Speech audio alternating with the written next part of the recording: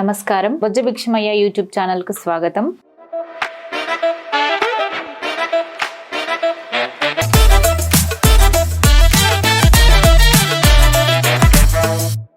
నా పేరు విమల. ఈ రోజు మన టాపిక్ ఏంటంటే పెళ్లిళ్ళు, సంప్రదాయాలు. వీటి గురించి మనం మాట్లాడుకోవడానికి, చర్చించడానికి మన మధ్య సామాజిక విశ్లేషకులు బొజ్జ భిక్షమయ్య గారు ఉన్నారు.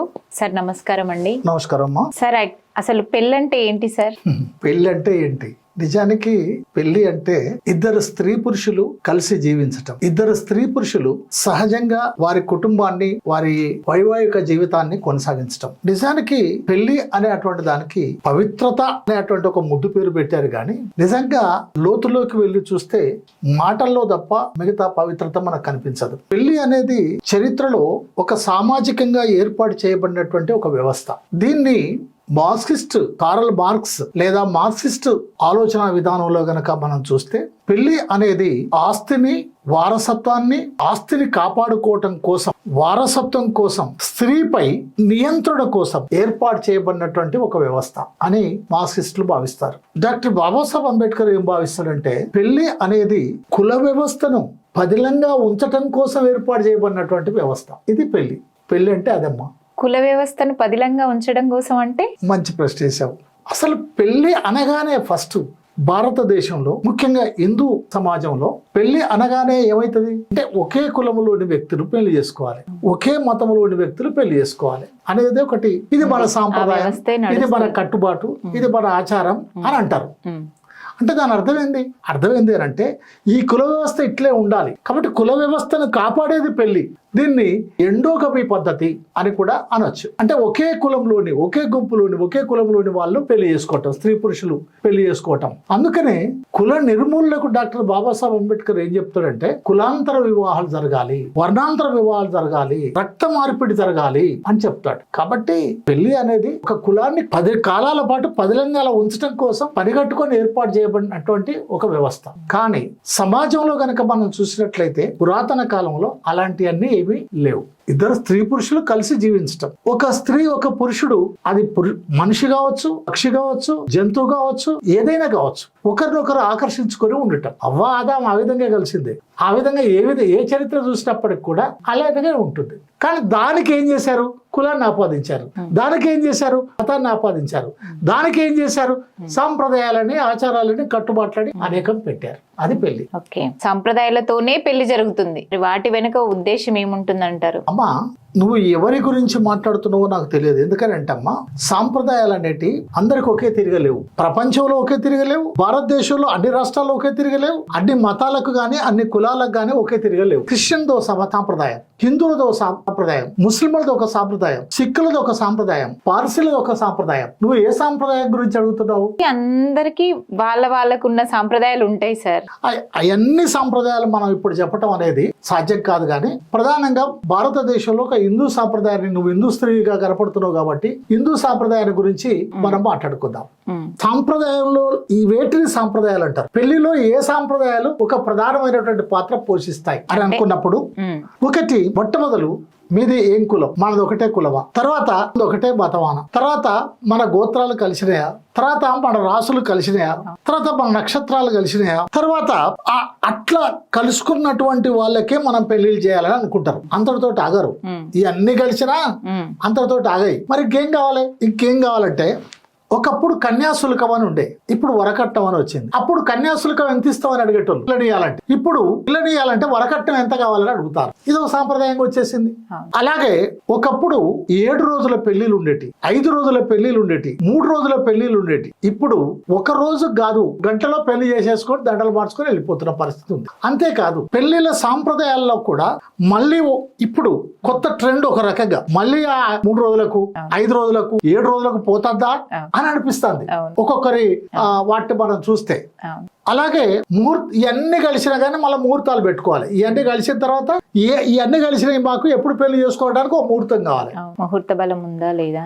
ముహూర్త బలం ఉండాలన్నమాట. సో అదొక సాంప్రదాయం. సో ముహూర్త బలం వచ్చిన తర్వాత ఏంది, ఆ ముహూర్తంలో చేసుకుంటే కూడా ఆ చేసుకునేది గట్టిగా ఉండదో లేదో కాబట్టి 3 మూలు వేయాలి. అందుకని ఒక పుస్తకం కట్టాలి, ఆ తర్వాత మట్టలు పెట్టాలి. ఓకే, ఇది ఒక సాంప్రదాయం. అంతేకాదు ఇంకా మనం చూస్తే జీలకర్ర బెల్లం పెట్టాలి, అవును. బాసింగాలు కట్టాలి.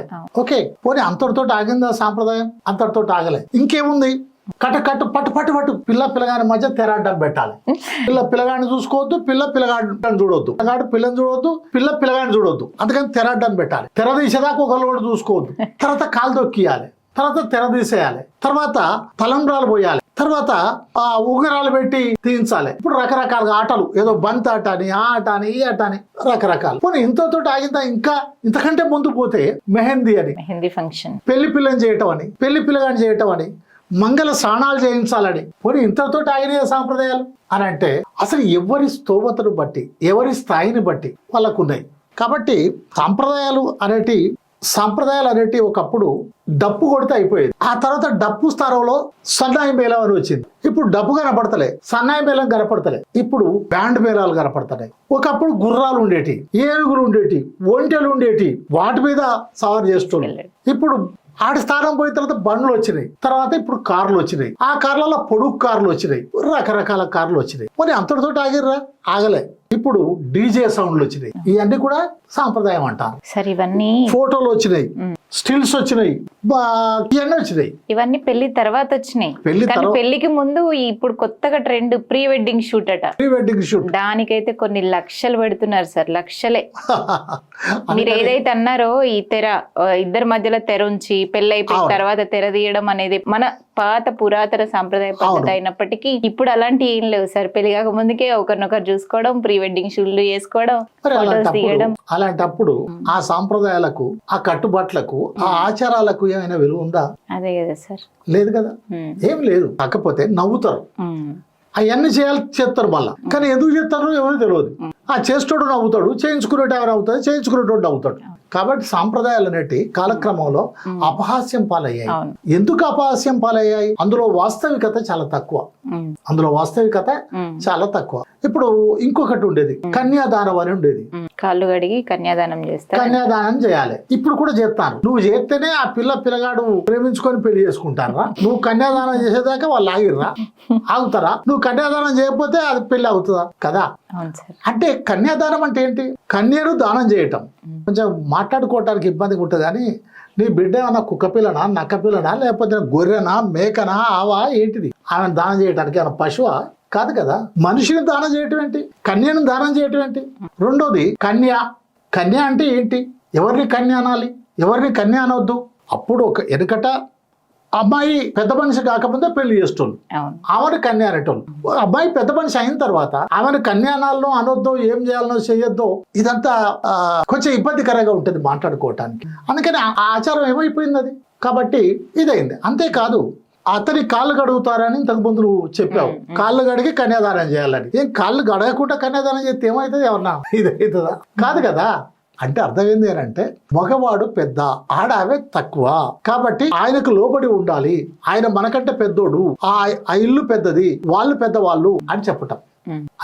అనుకోకుండానే, చెప్పకుండానే ఆ బిడ్డకు గాని, ఆ అత్తగారికి గాని, ఆ పురుషుడు ఎవరైతే వరుడు ఉన్నాడో, వరుడి కుటుంబం పెద్దది, వరుడు కుటుంబాన్ని గౌరవించాలి, ప్రేమించాలి, పూజించాలి, కాలు మొక్కాలి, దండం పెట్టాలి అందరికి. ఇది విషయం. అయితే ఇవన్నీ మరి ఈ సాంప్రదాయాలు వద్దంటారా సార్? వీటన్నిటినీ మేము సాంప్రదాయాలుగానే భావిస్తున్నాం కదా, మరి మీరు చెప్పే విధానాన్ని బట్టి వింటే సాంప్రదాయాలు ఉండాలా వద్దా? అంటే సాంప్రదాయాలు ఉండాలనా వద్దా అనే ప్రశ్న కంటే ముందు ఒక్కొక్క సాంప్రదాయం వెనుక ఏముందో మనం చూద్దాం. అవి ఉండాలో లేదో నువ్వు చెప్పు, లేదా మన వీక్షకులు చెప్తారు, ఈనటోళ్ళు చెప్తారు. పెళ్లికి ముందు ఏం కావాలి? కులం కావాలన్నారు కదా. కులం ఉండాలనా వద్దా? మన రాజ్యాంగం ఏం చెప్తుంది? లేదా ఆనాటి నుంచి ఈనాటికి ప్రేమికులు ఏం చెప్తున్నారు? ఉండాలో వద్దో నువ్వు చెప్పు. ఉండాలనేటోళ్ళు ఉన్నారు, ఉండొద్దు అనేటోళ్ళు ఉన్నారు. రాజ్యాంగం ప్రకారం అది తప్పు. కులం ఉండొద్దు అని అంటే ప్రేమించుకోవాలి, ప్రేమించుకొని పెళ్లి చేసుకోవాలి, కులాంతర వివాహాలు చేసుకోవాలి. ప్రేమించుకోవటానికి వ్యతిరేకం మన ఆచారం సాంప్రదాయం పేరుతోటి వేరే కులస్తులు ప్రేమించడానికి వీల్లేదు, పెళ్లి చేసుకోవడానికి వీల్లేదు. పెళ్లి చేసుకుంటే, ప్రేమించుకుంటే ఏం చేస్తారు? కుల దురహంకార హత్యలు చేస్తున్నారు, ప్రేమ హత్యలు చేస్తున్నారు. బిడ్డను 10 ఏళ్ళు, 15 ఏళ్ళు, 20 ఏళ్ళు, 25 ఏళ్ళు పెంచి పెద్ద చేసి, బాగా ప్రేమించి, బాగా చదివిపించి, బిడ్డను బాగా ఇష్టపడినటువంటి తండ్రి బిడ్డ పొరపాటున ఎవరినన్నా ప్రేమిస్తే ఆ బిడ్డను హత్య చేయడానికి కూడా వెనకాటం లేదు. మరి ఇది ఉండాలన్నా ఉండొద్దా? మీరు సాంప్రదాయాలు ఉండాలన్నా ఉండొద్దా అంటారు. ఉండాలన్నా ఉండొద్దో మీరు చెప్పు. అట్లనే కన్యాదానం అంటే బిడ్డను దానం చేయటం. బిడ్డను దానం చేసుడేంది? బిడ్డేమి వస్తువు కాదు కదా, ఏమో సరుకు కాదు కదా, లేక ఇంకోటి కాదు కదా ఇయ్యటానికి. ఇక నువ్వు దానం చేసిన తర్వాత మళ్ళీ అడిగే హక్కు నీకు లేదు కదా ఇక. కాబట్టి కొట్టినా తిట్టినా చంపినా సాధినా ఏం చేసినా ఇక నీ ఇష్టం అయ్యా అని కాళ్ళు మొక్కి చేయటం. ఇక అది ఉండాలా ఉండొద్దా మీరు చెప్పాలి. అట్లనే ఆయన చదువుతో పని లేదు, ఆయన ఉద్యోగంతో పని లేదు, ఆయన వ్యాపారంతో పని లేదు, ఆయన అందంతో పని లేదు, చందంతో పని లేదు. మగోడైతే చాలు. వరకట్టం ఎంత ఇస్తావు? లక్షలంటే కొంతమంది కోట్లకు పోయినాయి. అంటే ఎంత లేనోడైనా సరే లక్షలు తీసుకునే పరిస్థితి. ఒక రకంగా ఆర్థిక దోపిడీ. మరి ఉండాలా ఉండొద్దా మీ ఇష్టం. సాంప్రదాయం ఉండొద్దంటారా అని నువ్వు అడుగుతాను. ఉండాలా ఉండొద్దో ఆలోచించండి. అలాగే ఈ రోజు మీరు ఇంతకు ముందు మాట్లాడుతున్నప్పుడు చెప్పారు ప్రీ వెడ్డింగ్ అని. మరి అది ఉండాలా ఉండొద్దా? దానివల్ల ఏం జరుగుతుంది, ఏమైతుంది మీకు తెలియదు కాదు. తెర అడ్డం అనేది ఉత్తర తెర కోసమే తప్ప అడ్డమేమి లేదు వాళ్ళ మధ్య. అబ్బాయి మధ్య అడ్డం లేదు, అబ్బాయి కుటుంబం అమ్మాయి కుటుంబం మధ్య కూడా అడ్డమేమి లేదు. అంత ఓపెనే, బహిరంగ రహస్యమే. మరి ఉండాలా ఉండొద్దా? మారుతున్నటువంటి సమాజానికి అనుగుణంగా సాంప్రదాయాలు ఆచారాలు కట్టుబాట్లు మారాలా మారొద్దా మీరు ఆలోచించండి. అంతేకాదు ఏది ఒక్కటి మంత్రాలు మంగళసూత్రాలు మట్టెలు జీలకర్ర బెల్లాలు లేదు ముహూర్తాలు ఇట్లాంటి అన్ని ఉన్నాయి. నిజానికి మీ పెళ్లి జరిగినప్పుడు నువ్వేమనుకోకు, మీ బాపరాయణ చదివిన మంత్రాలు నీకేమైనా తెలిసినాయా? ఏమన్నా అర్థమైనాయా? పోనీ అప్పుడు అర్థం కాకపోనీ అమ్మా. ఇప్పుడు నువ్వు ఎవరి పెళ్లిళ్ళ కన్నా పోతావు కదా, ఇప్పుడు కూడా అర్థం కావా? అంటే అర్థం కాని భాషలో చదివే మంత్రాలే. ఆ మంత్రాలతోటి కనుక పెళ్లి చేసుకోకపోతే నీకు అరిష్టం సుమా. ఆ బాపరైన పెళ్లి చేయకపోతే నీకు అరిష్టం సుమా. ఆ లగ్నంలో పెళ్లి చేయకపోతే తిప్పలు ఏమన్నా అవుతుంది. మరి బాగా మంచి లగ్నం చూసి పెళ్లి చేసుకున్నటువంటి సీతారాముని సంగతి ఏమైంది? ఎన్ని కష్టాలు పడ్డది సీత. బాగా పెద్ద బ్రాహ్మణులతోటి మంచి పంచాంగాన్ని చూసి పెళ్లి చేసుకున్నటువంటి అనేక మంది సత్తున్నారా బతుకుతున్నారా అట్లే ఉంటారా జీవితకాలం. మనిషి పుట్టిన తర్వాత సాగటం సహజం. అందుకని అట్లా. అలాగనే నీ మెడలో చూస్తే ఉన్నది మెట్టలున్నాయి, చాలా పవిత్రమైంది. కళ్ళకదుకో బిడ్డు, దాని కింద పెట్టేవు. స్నానం చేస్తున్నప్పుడు కూడా పక్కన పెట్టొద్దు. దానికి బొట్టు పెట్టుకోవాలి, రోజు తీసి దాన్ని కళ్ళకదుకోవాలి, దానికి మొక్కాలి. మరి నీ పక్కన ఉన్న ముస్లింలు ఏం చేస్తారు, ఆ పక్కన క్రైస్తవులు ఏం చేస్తున్నారు? అసలు ప్రపంచ దేశాల్లో మన భారతదేశం తప్ప మిగతా దేశాల్లో ఎక్కడ కూడా ఇలాంటి సాంప్రదాయాలు లేదా? వాళ్ళు ఏం చేస్తారు? వాళ్ళు బతుకుతారా బతకలేరా? ఎవరి నమ్మకాలు వాళ్ళకు ఉంటాయి. కరెక్ట్, ఎవరి నమ్మకాలు వాళ్ళకు ఉంటాయి. అయితే ఆ నమ్మకం ఏ నుంచి వచ్చింది అంటే బానిస యుగంలో బానిస రాజులు బానిసల పైన దాడులు చేసినప్పుడు పురుషుల్ని స్త్రీలను తమ ముంపడిగత్తులుగా పురుషుల్ని బానిసలుగా ఉంచుకున్నారు. అలా తెస్తున్నప్పుడు మెడకు చేతులకు కాళ్లకు గొలుసులేసి తాళ్ళేసి కట్టికి తీసుకొచ్చేటోళ్ళు. ఓ పశువుని తీసుకొచ్చినట్టు పారిపోతారు ఏమన్నట్టు. దాని ఆనవాళ్ళే ఇవన్నీ. నమ్మకపోవచ్చు, ఎవరు నిజం కాకపోవచ్చు, నిజం కావచ్చు. మీరు అన్నట్టుగా ఎవరి నమ్మకం వాళ్ళది కావచ్చు, నేను కాదనండి. ఎవరి నమ్మకం వాళ్ళది, నేను కానండి. కానీ ఆ నమ్మకమే దాని ఆనవాళ్ళే అవన్నీ కూడా. కాబట్టి అది ఉంచాలా ఉంచొద్దా మీ ఇష్టం, జనం ఇష్టం. నేను దాన్ని ఏం కాదనను. సాంప్రదాయాలు వద్దంటారా? వద్దని నేను అనను. కావాలంటారా? కావాలని నేను అనను. ఏది మంచో ఏది చెడో ఎవరికి వాళ్ళు నిర్ణయించుకోవాలి. మన రాజ్యాంగం ఏం చెప్తాందో ఆలోచించాలి. మారుతున్న సమాజంలో ఏం జరుగుతుందో తెలుసుకోవాలి అని మాత్రమే నేను చెప్పేది. అందుకని పెళ్లిలో జరిగేటువంటి సాంప్రదాయాలు ఉండాలనా ఉండొద్దా, మరి అవి వద్దంటారా? వద్దని నేను ఎందుకంటే ఎందుకు ఉండాలనో ఎందుకు ఉండొద్దో ఎవరికి వాళ్ళు నిర్ణయించుకోవాల్సిందే. అది సరే. అయితే మీ ఉద్దేశంలో పెళ్ళంటే ఏంటి, అది ఎలా ఉండాలి? మంచి ప్రశ్న అమ్మా. నా ఉద్దేశంలో పెళ్లి అంటే ఏమిటి, అది ఎలా ఉండాలి అన్నప్పుడు ఇంతకు ముందే చెప్పినట్టుగా పెళ్లికి ఏం కావాలి? ఒక అబ్బాయి ఒక అమ్మాయి కావాలి. సింపుల్, అంతే కదా. ఒక అబ్బాయి ఒక అమ్మాయి ఉంటే అయిపోయాయి. దానికి మంత్రాలు ఎందుకు, బాపరోడు ఎందుకు, ముహూర్తాలు ఎందుకు, ఆచారాలు ఎందుకు, సాంప్రదాయాలు ఎందుకు, కట్టుబాట్లు ఎందుకు ఇవన్నీ? అయితే ఆ అబ్బాయి ఆ అమ్మాయి ఒకరినొకరు గౌరవించుకునే విధంగా ఉండాలి. ఆ అబ్బాయి ఆ అమ్మాయి ఆకాశం నుంచి చూడిపడలే. ఆ అబ్బాయికి తల్లిదండ్రులు, అమ్మాయికి తల్లిదండ్రులు. కాబట్టి వాళ్ళ తల్లిదండ్రులను వాళ్ళ ఇష్టాలను వాళ్ళ తల్లిదండ్రులకు చెప్పి వాళ్ళ తల్లిదండ్రులను ఒప్పించుకొని స్వేచ్ఛగా ఉండే విధంగా ఉండాలి. అంతేకాదు ఆ అబ్బాయి వాళ్ళు వివిధ భిన్న మతస్థులు భిన్న కులస్థులైనప్పుడు వాళ్ళ ఆచారాలు సాంప్రదాయాలు ఒకరినొకరికి తెలియజేసి అర్థం చేయించి జీవితాంతం వాళ్ళకి కొనసాగించగలుగుతాం అనే అటువంటి విశ్వాసానికి వచ్చిన వాళ్ళై ఉండాలి. ముఖ్యంగా స్త్రీ పురుషుడిని గౌరవించాలి, పురుషుడు స్త్రీని గౌరవించాలి. ముఖ్యంగా పురుషుడు గౌరవించాలి. అలా గౌరవించగలిగినప్పుడు స్త్రీ పురుష సమానత్వంగా ఉండగలిగినప్పుడు ఒక మంచి పెళ్లి ఉంటుంది, మంచి భార్యాభర్తలుగా ఉంటారు. అంతేకాదు భార్య భర్త మొగడు పెళ్ళం ఇది కాదు మరేంటి, I'm your friend, you are my friend, not just a friend but a life partner. నేను నీ జీవిత భాగస్వామిని, నువ్వు నా జీవిత భాగస్వామి, నీ ప్రాణానికి నా ప్రాణం, నా ప్రాణానికి నీ ప్రాణం అని మన ఇద్దరం ఒకరినొకరు అర్థం చేసుకుని కలిసి జీవించాలని అనుకున్నాం. దానికి మన కులాలు గాని, మతాలు గాని, ఆచారాలు గాని, సాంప్రదాయాలు గాని అడ్డు కాదు అనుకున్నాం. దానికి వరకట్నం గాని, కన్యాశుల్కం గాని వద్దనుకున్నాం. దానికి ఆడంబరాలు గాని లేక ఇంకోటి కాదనుకున్నాం. కాబట్టి ఒక స్త్రీ ఒక పురుషుడు పరస్పర గౌరవాన్ని కలిగి ఉండి, పరస్పర ప్రేమను కలిగి ఉండి, జీవితాంతో ఆ ప్రేమను పెంచే విధంగా ఉండాలి. అంతేకాకుండా ఇవాళ పెళ్లి అంటే ఎట్లున్నదంటే ఏక్ సే బడకర్ ఏక్ అంటారు, ఒకరిని మించి ఒకరు. నీ పెళ్లి ఎక్కడ చేస్తాను, నేను పలాడు ఫంక్షన్, ఏం ఫంక్షన్ హాల్ అది చేస్తే ఆ రాజకోటలో చేయాలి. ఆ కోట ఈ కోట హైదరాబాద్ లోనో తెలంగాణలో ఆంధ్రలో చేస్తే ఎట్లుంటది, అది ఎక్కడనో రాజమహల్లో చేయాలి అని ఒకరిని మించి ఒకరు తమ బిడ్డల పెళ్లిళ్ళు, తమ కొడుకుల పెళ్లిళ్ళు చేస్తారు. అంటే పెళ్లి అనేది ఒక ఆడంబరాలకు నిలయమైంది. పెళ్లి అనేది ఒక అహంభావానికి, ఒక అధికారానికి, ఒక దర్పానికి నిలయమైంది. అలా లేకుండా ఉండాలి. ఎందుకు అలా చేసుకుంటున్నారు అంటే, మేము ఇంతకుముందు నువ్వు ఏందో చెప్పావు, ప్రీ వెడ్డింగ్ షూట్ అని, ఇంకో షూట్ అని, తర్వాత దాని పేరు ఏదో ఉంది, భజంత్రులు చేస్తారు ముందే, ఇట్లాంటివన్నీ ఉంటున్నాయి. అట్లా కాకుండా దాని అట్లన్నీ ఎందుకు చేస్తాను, మా గుర్తు కోసం అంటారు. ఒక్కొక్క ఇక ఆ రోజు కొనుక్కునే బట్టల సంగతి నేను చెప్పలేను కానీ, నేను చెప్పలేను కానీ ఉంటే కొనుక్కోవచ్చు, కానీ కొనుక్కున్న వాటిని వేసుకునేటట్టు ఉండాలి. మళ్ళీ ఎప్పుడన్నా మళ్ళీ వేసుకోవడానికి కుదరదు, ఒక్కసారి కూడా వేసుకోరు సార్ లైఫ్ లో ఎప్పుడు. ఇంకా మరి అవి యూజ్ చేయడానికి కుదరదు.